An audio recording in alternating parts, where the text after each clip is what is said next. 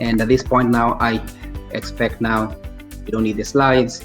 And now we're going to go head-on-head conversation. Now, it's an interesting presentation you guys have done. Of course, we'll take also the last few minutes, 5 minutes at the end, to also be able to take some few questions from the public. But I want to start with you, Mr. Fidelis.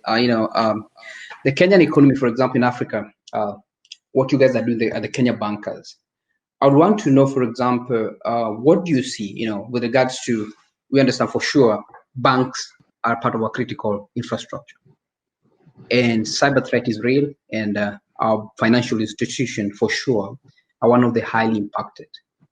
I would want to understand what is your understanding within the Kenya Bankers Association, or what are some of the measures that you guys have put in place in the Kenya Bankers Association to be able to help the financial infrastructure or the financial ecosystem to be able to fight some of this threat of cybercrime? The floor is yours. Thank you. Like I mentioned, one of the core tasks of the Bankers Association is to coordinate industry initiatives to do with the development of banking infrastructure. One of the biggest investments that we are making is in terms of securing the banking infrastructure, in terms of cybersecurity, in terms of combating incidences of fraud. And we do that through 3 different ways. We have a subcommittee within the banking industry made up of IT security officers. This subcommittee basically collects statistics of incidences of fraud, incidences of cybersecurity. We coordinate and share information and manage the response to incidences within the industry in collaboration with the central bank, banking fraud and investigations, and with the law enforcement officers. Of late, we have also incorporated into our organization, or rather information sharing mechanisms with the mobile network operators, because again, like I mentioned, MNOs are a critical part of the mobile payments, and as threats go towards the mobile infrastructure, then we must work together. So we work in close collaboration with MNOs and the communications authority to ensure that we secure the infrastructure. We share threat information, and we share information about incidences so that we can respond quickly. And we develop advisories, and we meet regularly every quarter to share incidences and share best practices. We are also involved in setting up standards, for example, payment standards, the recent EMV, moving the card infrastructure to the EMV platform, securing the internet, securing the payments infrastructure in general. So there is quite a bit that we do there. Yeah, and the information is available for anybody contacting me. We can share specifics. Thank you so much on that. Just hold on that thought. I come to you, Mr. Eddy. I know you are with the African the organization that you are with, AfriNIC. Yeah, if I get it right. AfriNIC, yes. AfriNIC, sure. So my question to you: recently, I'm sure you're aware of a report that came out that there was an incident where there was an allegation that there was data, for example, that our infrastructure, I believe you work a lot with the African Union, that our data, the African Union, was going at midnight to China. I mean, it's a tough conversation, but what do you think? Is it a conversation where maybe Africa has reached a point where we need to put in the right mechanisms, even at your level of AfriNIC, where we're able to also engage the different stakeholders on how do we ensure that the data protection within Africa is quite robust? Because you're aware, I believe, maybe, for example, in Europe has just passed the EU GDPR. I know in African Union, we have the so-called Africa Union Convention on Data Protection Act. So maybe from your perspective and also in your engagement, despite the fact that you don't handle so much into the cyber defense, but what are some of those engagements? Do you think now is the time is right for us to be able to also follow the path to ensure that we have a cohesive framework with regards to data protection in Africa, and also starting from organizations like yours as AfriNIC? The floor is yours. Yeah, thank you. So obviously, as you say, we currently playing catch up on this technology. We came a bit later, but But we're also doing a lot now. We not that far, because as it is, we currently having these sessions even in Africa, same as how it's happening in different parts of the world. And it's quite important that we make sure that the data protection framework is clear and clean. Even if AfriNIC, I generally tend to look at AfriNIC and even the internet service providers as major roads. So we have roads, and the internet is mainly managed from end to end. So people manage their house. You're not going to blame the roads if a traffic passed which was not supposed to pass, because the road is there supposed to allow things to go. But people managing their homes or managing their buildings are the one who are supposed to make sure that they're doing all it takes to. When I was looking at Fidelis' presentation, when you see all this theft of data and so on, and I liked what he mentioned on the fact that generally people want just to be to be operative, to be providing the service. And not much thought is given to the security and the safety around it, because now when you don't do this, eventually you have a lot of people who would shy away from technology. I have a lot of friends who actually don't even want to use the mobile money. They don't want to use the mobile application from banks, thinking that this is going to be the place where they're going to be attacked. Yes, possibly, but they're also lacking on the flexibility and the ease of life that it's providing.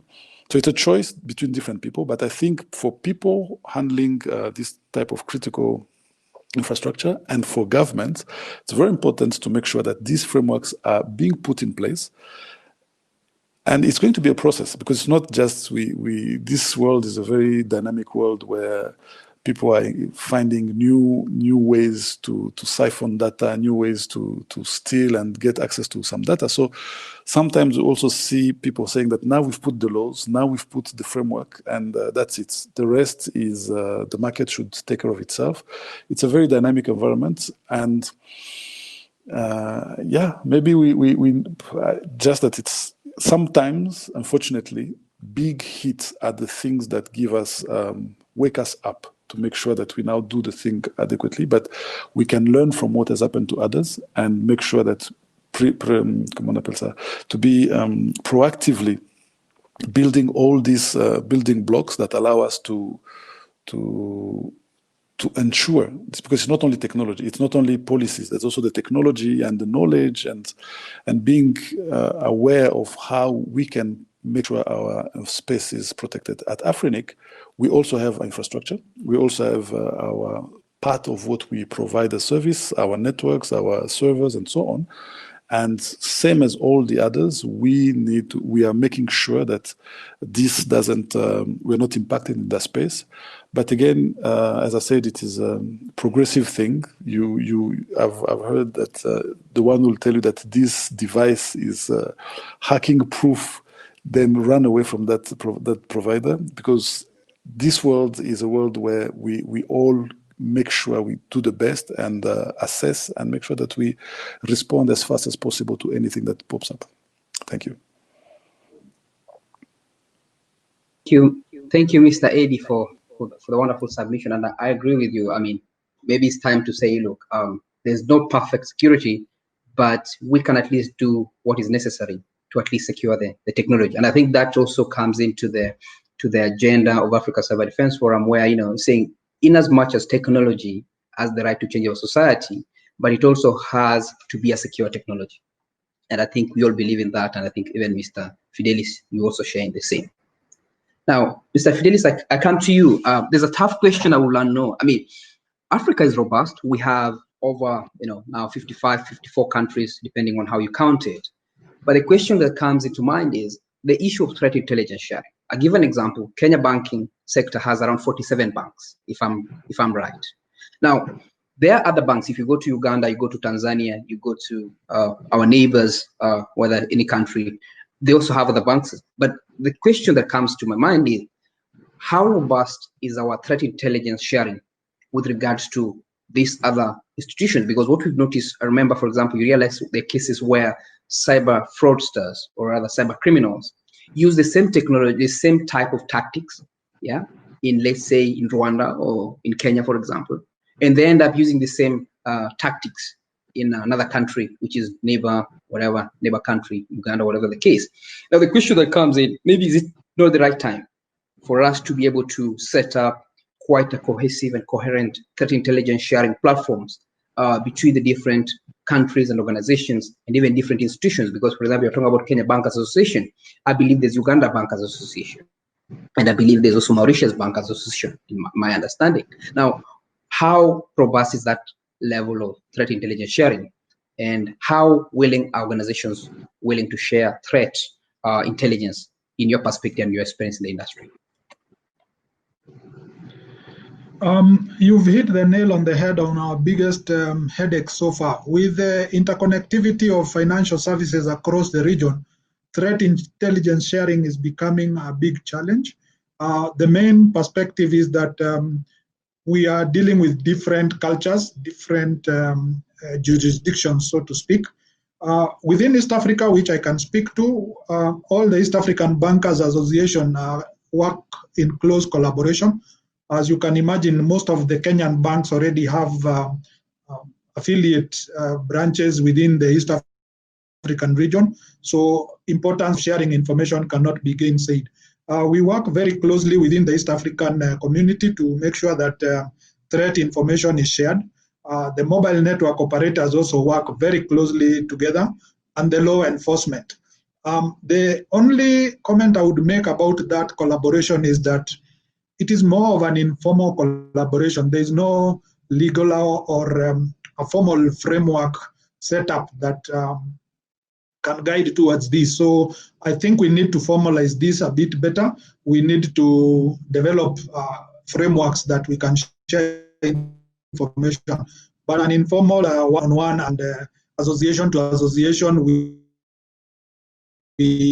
basically, yes, we intend to collaborate and work together. But right, we need to really formalize this so that there can be clear channels of collaboration and sharing and better working together. Thank you. I think that's true. I mean, it's time. Time has come for collaboration, and the threats, and as you say very well, we see very well the attacks are getting more complex, and we have to be able to, stop these actors on the rails before they commit another crime in the border. So I think that's very, very important. I think, Mr. Eddy, what exactly is your take on the aspect of threat intelligence sharing in Africa from your perspective at AfriNIC? Well, thank you very much again. So we at AfriNIC are doing some activities. I would not call them the way you call it as threat intelligence. We also have, there's this other institution or organization called Africa SAT that is also working with the different SAT in different countries. And we highly collaborate with them. We also have on our mailing list some discussion that are happening around the cyber threat and the cybersecurity that are happening. But it's not in depth with this community where we have the cyber threat and the latest threats in different spaces and so on. I have a community. And we also believe in the multi-stakeholder, as I mentioned before. And we have a community of people who are mainly technical in the technical space. And we really encourage any debate or any collaboration that improves the environment. And this cyber threat is part of it. Is making sure that the environment is resilient, is ready to respond whenever there is a new threat, there's a new attack, there's a new information. But before working in AfriNIC, I worked in the banking sector. And in the banking sector, it's a different ball game where you know that people are really coming to you and you need to make sure that your house is in order and so on. And the level of collaboration or the level of reliance that this type of institution have on the cyber threat and the different other appliances that ensure this safety is not necessarily the same type of the safety and the cyber threat for a service provider, internet service provider. As I said, they are providing roads. They don't go too much. Yes, they need to do security. They need to ensure that the routing is safe, the routers are not tampered with, and so on. But they are less of a target if you compare with the institution that actually holding this data. As when Fidelis shared some of the institutions that are majorly targeted, our community is doing something, but I actually believe that there is a possibility to do more, though there is already activities and collaboration between different networks. And also at governmental level, I believe through the Africa CERT, they're doing a lot of efforts to ensure that each country has a CERT, a place that is collecting all this data, making sure that they have a way to respond, and you don't have a pocket in the continent where people could do crimes and go hide and be at peace in those places. So I believe there is some work that is being done. There is more that we can do. And we open to see if there is some contribution or some partnership we could do. But mind you, as I said, AfriNIC is not necessarily a police. We're not doing the police per se. We are one of the good netizens willing to improve our environment and be a good partner in the ecosystem. Thank you so much. You've been a wonderful panelist, and just holding onto that thought, and I think we get from the conversation is that for sure we all agree that time has come for Africa to collaborate. If what I picked from your conversations, we agree for sure that the threat intelligence sharing should be done. It's now in formal manner, but we need to at least ensure that it's done enough for more formal, so that there's different stakeholders are able to collaborate. And because as you say, for example, you find in East Africa, there's the threat intelligence sharing, but Africa is wide. So we need to ensure we expand that scope and ensure we have more stakeholder engagement, be it the ISPs, be it the regulators, be it AfriNIC, and all the stakeholders, because that's the only way we're going to be able to be ahead of the cyber criminals.